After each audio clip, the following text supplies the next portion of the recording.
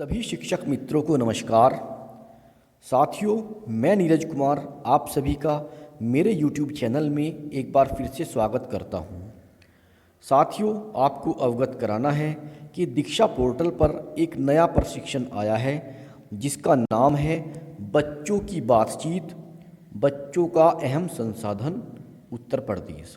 यह प्रशिक्षण उत्तर प्रदेश के शिक्षकों के लिए है। इस कोर्स की अंतिम तिथि है 12 अक्टूबर 2020। मित्रों, आप सभी यह प्रशिक्षण तय समय से पहले पूरा कर लें। आप सभी को मालूम है कि दीक्षा पोर्टल को मानव संपदा के साथ मर्ज किया जा चुका है। सभी शिक्षकों की ई लर्निंग पासबुक भी बनेगी जिस पर इन प्रशिक्षणों के नंबर भी चढ़ाए जाएंगे। साथियों, इस प्रशिक्षण के 5 भाग हैं। इस वीडियो में मैं इसके अंतिम भाग अपनी समझ को परखे आकलन के प्रश्न और उत्तर को लेकर आया हूँ। आप इस वीडियो को ध्यान से देखें और पूरा देखें। साथियों, अगर आप मेरे चैनल पर नए हैं तो प्लीज़ आप मेरा चैनल अवश्य सब्सक्राइब करें जिससे आपको इसी तरह की बेसिक शिक्षा विभाग से संबंधित वीडियो मिलती रहें। साथियों, इसी प्रकार की वीडियो को लेकर मैंने एक व्हाट्सएप ग्रुप भी बनाया हुआ है। अगर आप इस व्हाट्सएप ग्रुप में जुड़ना चाहें तो आपको इस वीडियो के डिस्क्रिप्शन बॉक्स में मेरे व्हाट्सएप ग्रुप का लिंक मिल जाएगा। आप वहां से व्हाट्सएप ग्रुप में ज्वाइन हो सकते हैं। इस व्हाट्सएप ग्रुप में केवल और केवल बेसिक शिक्षा विभाग से संबंधित वीडियो ही पोस्ट की जाती हैं, अन्यथा कोई पोस्ट नहीं की जाती। जैसे बेसिक शिक्षा विभाग की कोई ऑनलाइन प्रोसेस है या आजकल शिक्षण योजना चल रही है, इस तरह की वीडियो ही इस पर पोस्ट की जाती हैं। तो चलिए देखते हैं आज की वीडियो। पहला सवाल है, सौरभ जी की कक्षा में ज़्यादातर वह ही समझाने और बताने की भूमिका निभाते हैं। उनके अनुसार शिक्षक की मुख्य जिम्मेदारी बोलना और बच्चों की मुख्य जिम्मेदारी सुनना है। आपके अनुसार उनकी पढ़ाने और सीखने के बारे में क्या मान्यताएं हो सकती हैं? उचित विकल्पों को चुनिए। आप एक से अधिक विकल्प चुन सकते हैं। पहला विकल्प है, बच्चे खाली घड़े की तरह हैं जिनको ज्ञान से भरने की जरूरत है। अगला विकल्प, बच्चों की बातचीत कक्षा की प्रक्रियाओं में बहुत महत्वपूर्ण है। अगला, सीखना तभी मुमकिन है जब शिक्षक समझाएं और बच्चे सुने। नेक्स्ट विकल्प है, बच्चे अपने अनोखे अनुभव व ज्ञान के साथ कक्षा में आते हैं। तो इस प्रश्न का सही जवाब है पहला और तीसरा विकल्प। बच्चे खाली घड़े की तरह हैं जिनको ज्ञान से भरने की जरूरत है। सीखना तभी मुमकिन है जब शिक्षक समझाएं और बच्चे सुने। इसमें इसकी वो भी दी गई है व्याख्या कि पहला और तीसरा विकल्प सही है। सौरभ जी कक्षा में सबसे अधिक बोलने की जिम्मेदारी लेते हैं क्योंकि उनका मानना है बच्चों को सीखने के लिए शिक्षक को सुनना ज़्यादा जरूरी है। अगला सवाल, मालिनी जी कक्षा में कई गतिविधियां कराती हैं जिनमें बच्चों को आपस में बातचीत करने और अपने अनुभव साझा करने के कई मौके मिलते हैं। आपको क्या लगता है कि वह बच्चों की बातों को इतना महत्व क्यों दे रही हैं? किन्हीं 2 सबसे उपयुक्त उत्तर को चुनिए। पहला विकल्प, बच्चों को बोलना अच्छा लगता है, इस तरह वह गतिविधि में रुचि ले पाएंगे। नंबर 2, बच्चों की बातों से सीखने में उनका आत्मविश्वास और सक्रिय भागीदारी बढ़ती है। नंबर 3, बच्चे एक दूसरे से गतिविधि के दौरान काफ़ी कुछ सीख सकते हैं। नंबर 4, बच्चे के आपस में बातचीत करने से वह एक दूसरे को बेहतर तरीके से समझ पाएंगे। इसका सही जवाब है विकल्प नंबर 2 और विकल्प नंबर 3। बच्चों की बातों से सीखने में उनका आत्मविश्वास और सक्रिय भागीदारी बढ़ती है। और तीसरा विकल्प है, बच्चे एक दूसरे से गतिविधि के दौरान काफ़ी कुछ सीख सकते हैं। इस प्रश्न का सही जवाब है विकल्प नंबर 2 और 3। इसकी व्याख्या भी दी गई है यहाँ पर। दूसरा और तीसरा विकल्प सही है। मालिनी जी कक्षा में बच्चों की बातचीत और अनुभव की कीमत समझती हैं। बच्चों की बातचीत से उनका आत्मविश्वास तो बढ़ता ही है, साथ ही वह एक दूसरे के अनुभवों से काफ़ी कुछ सीख पाते हैं। हालांकि बातचीत करने से बच्चों की गतिविधियों में रुचि आ सकती है और साथ ही एक दूसरे को बेहतर समझने का मौका भी मिलता है, लेकिन ये बच्चों की बातचीत को शामिल करने के सबसे अहम उद्देश्य नहीं है। नेक्स्ट क्वेश्चन, सुकन्या जी कक्षा में बच्चों की बातचीत को शामिल करना चाहती हैं। दिए गए तरीकों में से आपके अनुसार सबसे दो बेहतरीन तरीके कौन से रहेंगे? सही विकल्प चुनें। पहला विकल्प, अधिक से अधिक सवाल पूछकर जिनका बच्चे जवाब दें। दूसरा विकल्प, बच्चों को जोड़ों में और समूहों में अधिक काम करने का मौका देकर। तीसरा विकल्प, विषय की शुरुआत में बच्चों को अपने अनुभव साझा करने देकर। लास्ट विकल्प, कही गई बात को अपने पीछे बच्चों को दोहराने के लिए कहकर। इसका सही जवाब है विकल्प नंबर 2 और विकल्प नंबर 3। इसकी व्याख्या भी दी गई है। दूसरा और तीसरा विकल्प सही है। समय और सही मौके देना बच्चों की बातचीत को बढ़ावा देने के लिए जरूरी है। सिर्फ उनसे सवाल पूछना या अपने पीछे दोहराने के लिए कहना बातचीत को बढ़ावा देने के लिए इतना कारगर नहीं रहेगा। प्रश्न नंबर 4, श्यामलाल जी अपनी कक्षा में बच्चों को अक्षर सिखाना चाहते हैं। आपके अनुसार अक्षर सिखाने की शुरुआत करने का कौन सा तरीका सबसे ज़्यादा सही रहेगा? विकल्प नंबर 1, बच्चों को एक एक करके अक्षरों को अच्छे से रटाना। विकल्प नंबर 2, अक्षर से शुरू होने वाले शब्दों के उदाहरण बच्चों से पूछना। विकल्प नंबर 3, बोर्ड पर लिखकर बच्चों को अक्षर कॉपी में लिखने के लिए देना।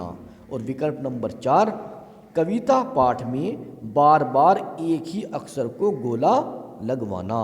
इसका सही जवाब है विकल्प नंबर 2, अक्षर से शुरू होने वाले शब्दों के उदाहरण बच्चों से पूछना। इसकी व्याख्या भी दी गई है। दूसरा विकल्प सबसे सही रहेगा। अक्षरों को रटना या उनको कॉपी में बार बार लिखना बच्चों के लिए खास अर्थपूर्ण नहीं होता है। इस तरीके से बच्चों के लिए अमूर्त अक्षरों को उनकी आवाज़ों के साथ जोड़ना मुश्किल हो जाता है। जब बच्चे अक्षर की आवाज़ से शुरू होने वाले शब्द अपनी रोज़मर्रा की ज़िंदगी में खोजते हैं तो वही अक्षर उनके लिए अर्थपूर्ण बन जाता है। इस तरह से वह प्रिंट की दुनिया में एक खास रिश्ता बनाते हैं।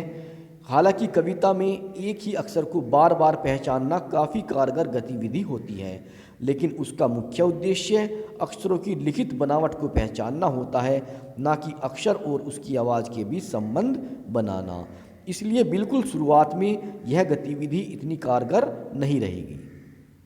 नेक्स्ट क्वेश्चन, तुलिका जी बच्चों में भाषाई क्षमताओं को बढ़ाने के लिए समूह बनाना चाहती हैं।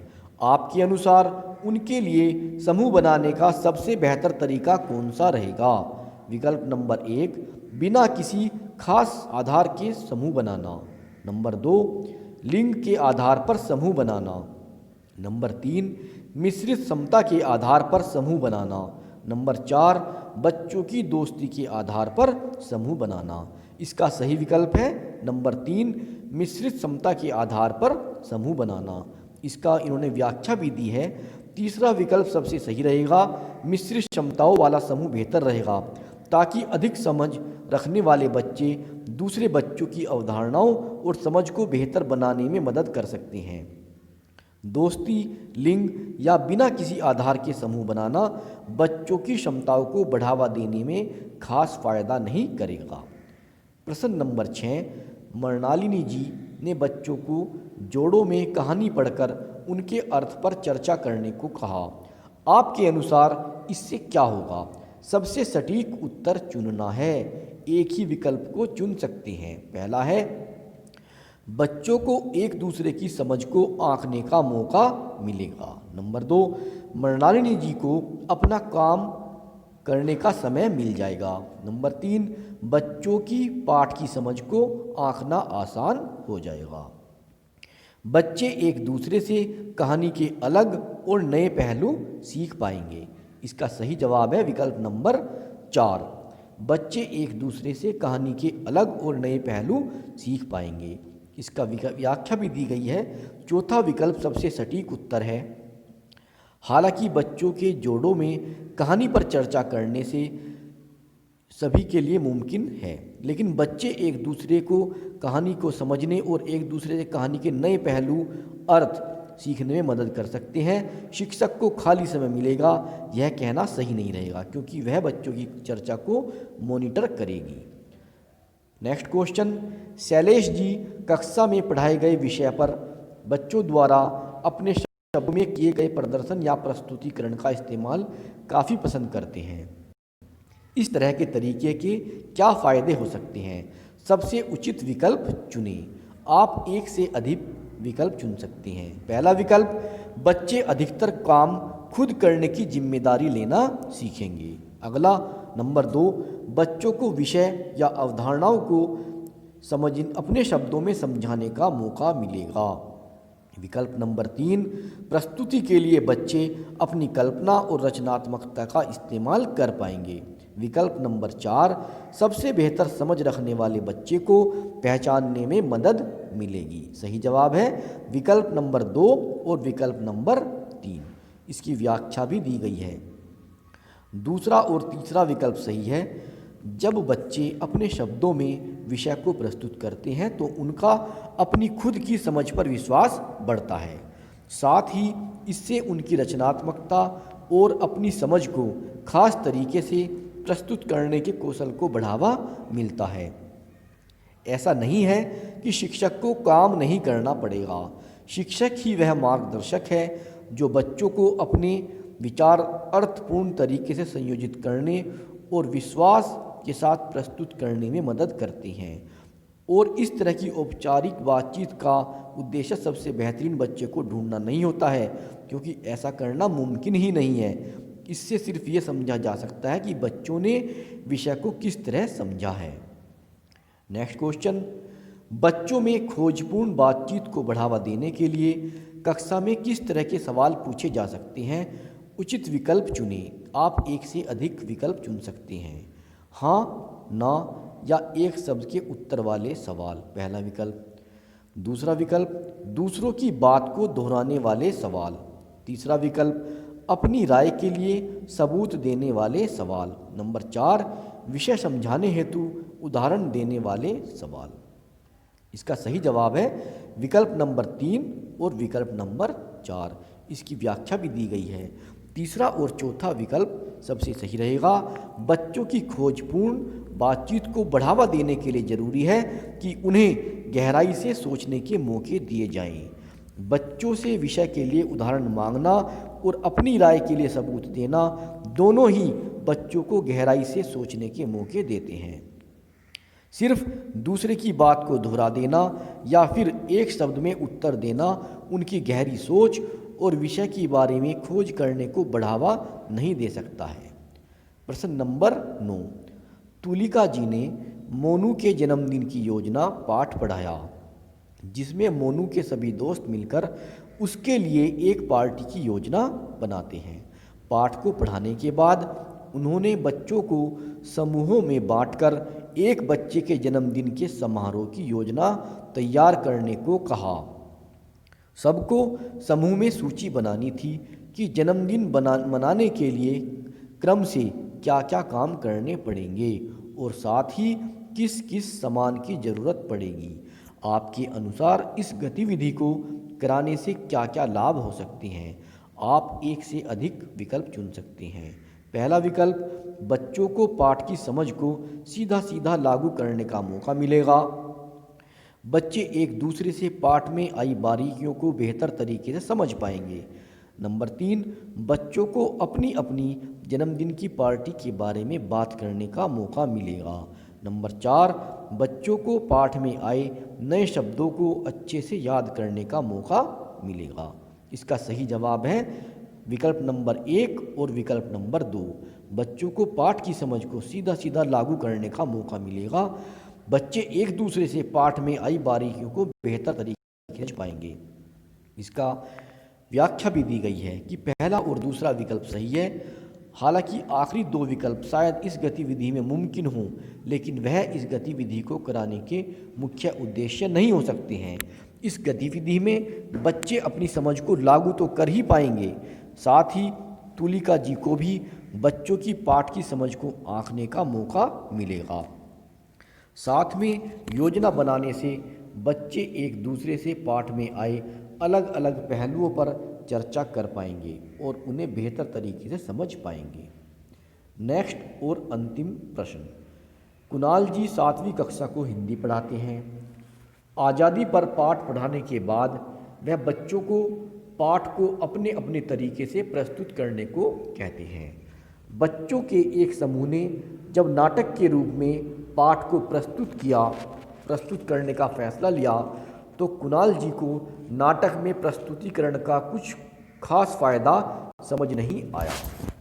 अगर आपको कुणाल जी को नाटक के रूप में पाठ की प्रस्तुति का फ़ायदा समझाना हो तो आप दिए गए तर्कों में से कौन सा तर्क इस्तेमाल करेंगे? सबसे बेहतरीन तर्क चुनें। आप एक ही विकल्प चुन सकते हैं। पहला विकल्प, नाटक को तैयार व व्यवस्थित करना मुश्किल होता है, बच्चे मुश्किल से जूझना सीखेंगे। दूसरा विकल्प, नाटक तैयार करने में काफ़ी समय लगता है, बच्चे समय का सही उपयोग करना सीखेंगे। तीसरा विकल्प, नाटक के जरिए बच्चे स्वतंत्रता सेनानियों के नज़रिए और आज़ादी की लड़ाई को बेहतर समझेंगे। नंबर 4, नाटक की तैयारी के दौरान बच्चे एक दूसरे के साथ मिलकर काम करना सीखेंगे। इसका सही जवाब है विकल्प नंबर 3। इसका व्याख्या भी दी गई। नाटक के जरिए बच्चे स्वतंत्रता सेनानियों के नज़रिए और आज़ादी की लड़ाई को बेहतर समझेंगे। तीसरा विकल्प सबसे उचित है। हालांकि एक साथ नाटक की तैयारियां करना, बच्चे को मुश्किलों से जूझना, समय के अनुसार चलना और एक दूसरे के साथ काम कर पाना भी सीखा जा सकता है, लेकिन पाठ के बाद इस गतिविधि का उद्देश्य बच्चों की पाठ की समझ को और गहरा करना और पाठ में आए पात्रों को बेहतर तरीके से समझना है। तो मित्रों, ये थे प्रश्न। इसके पाठ जो आपका नया प्रशिक्षण आया है, इसका सबसे लास्ट पार्ट है आकलन, अपनी समझ को परखें। ये इसके सारे प्रश्न उत्तर थे। आशा करता हूँ ये वीडियो आपको पसंद आएगा। अगर आपको वीडियो पसंद आता है तो इसे आप लाइक करें, अपने अन्य मित्रों के साथ भी शेयर करें। साथियों, आप मेरा चैनल अवश्य सब्सक्राइब करें, जिससे आपको इसी तरह की अन्य वीडियो मिलती रहे। मिलते हैं आपसे बहुत जल्द अगली वीडियो में। तब तक के लिए नमस्कार। आपका दिन शुभ हो।